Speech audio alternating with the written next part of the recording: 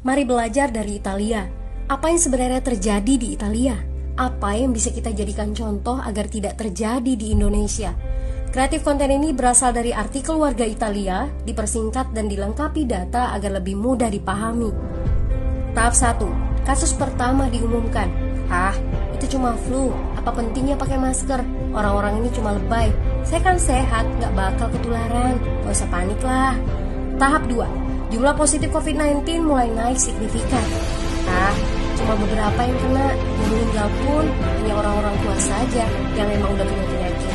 Hidup seperti biasa aja lah. Pacaran, nongkrong bareng temen, jalan-jalan ke mall. Tetep, lanjut. Tahap ketiga, jumlah kasus meningkat dengan cepat, berlipat ganda dalam 1 hari.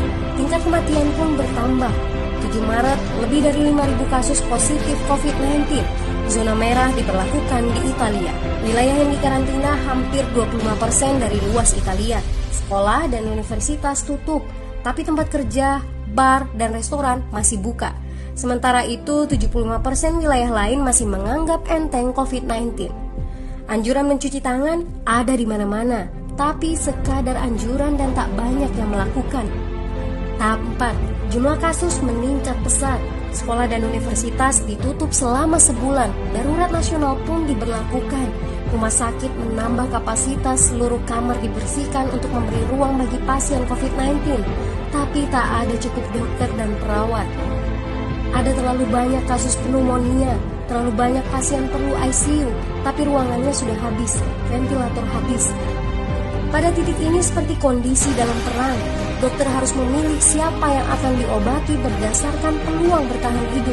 Itu berarti pasien lanjut usia dan punya penyakit bawaan seperti hipertensi, diabetes, stroke tidak masuk prioritas karena tidak ada lagi ruang. Sistem layanan kesehatan seketika runtuh.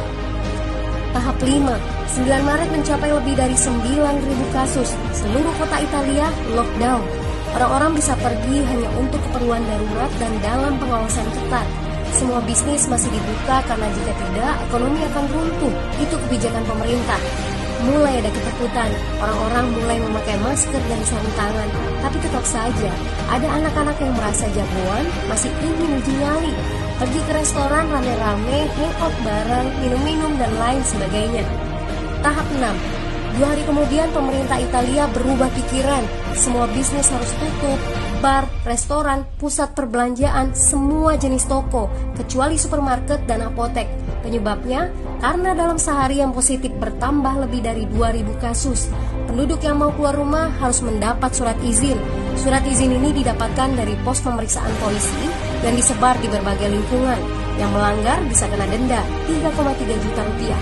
Bagi pasien positif yang tidak mau mengkarantina diri, bakal dituntut dengan pasal pembunuhan, hukuman 1-12 tahun penjara. 21 Maret jumlah korban meninggal di Italia terus meningkat melampaui Cina. Sebagai gambaran, luas Italia itu kurang lebih 2 kali Pulau Jawa. Penduduknya lebih dari 60 juta jiwa. Lalu apa yang harus kita pelajari dari Italia? Yuk, mulai dari diri sendiri, mulai dari di rumah aja. Jaga kebersihan lalu isolasi diri dan keluarga. Tidak keluar rumah kecuali sangat penting. Ini saatnya memulai solidaritas. Yang mampu harus mulai membantu yang tidak mampu. Ini adalah bentuk usaha dan doa kita semua. Semoga badai corona ini segera berlalu.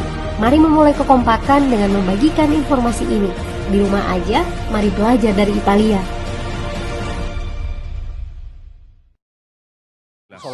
Allahumma inna na'udzu bika min hadzal waba'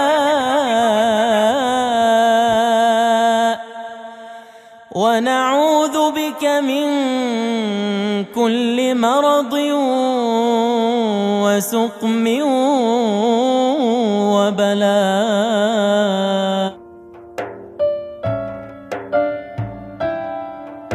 Begitu banyak kulihat raga tanpa nyawa. Kau ambil mereka tua dan muda. Bencana kian meraja, datang tak menyapa. Manusia sembunyi dalam atapnya. tak sedikit air mata, tak sebab Allah yang tega.